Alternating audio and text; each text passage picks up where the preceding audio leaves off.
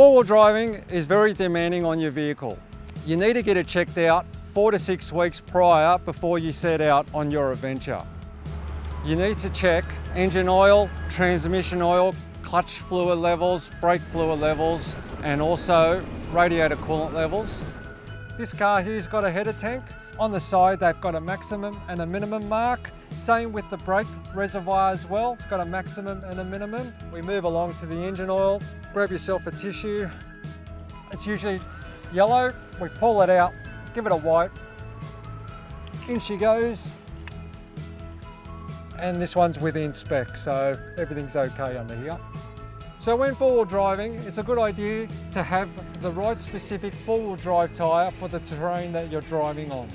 Things to look out for on a tyre is that the amount of tread that you have on there, any damages to the sidewall, tyre pressures, and also tread wear indicator. If the tread of the tyre goes down to the tread wear indicator, it's time to change the tyre. When you're driving on sand, when you're driving on mud, it's best to reduce those tyre pressures. But once you get back onto the tarmac, you need a way of pumping those tyres up.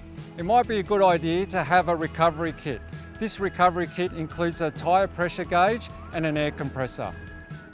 One thing that's often overlooked is a spare tyre. Make sure that it's free from punctures, got the correct tyre pressures, and it's ready to go in case of an emergency.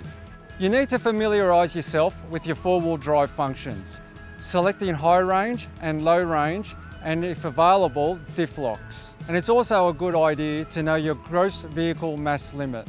If you are setting off, I recommend you bring some extra equipment such as tow rope, shovels, fuel, electrical tape, toolkit, and a first aid kit. Just make sure that when you are packing that the heavier stuff is down low to reduce the centre of gravity. Use only weight-rated recovery gear and do not exceed the weight limits. Use only approved recovery points and never use the tow ball as a recovery point, as this is a very dangerous practice.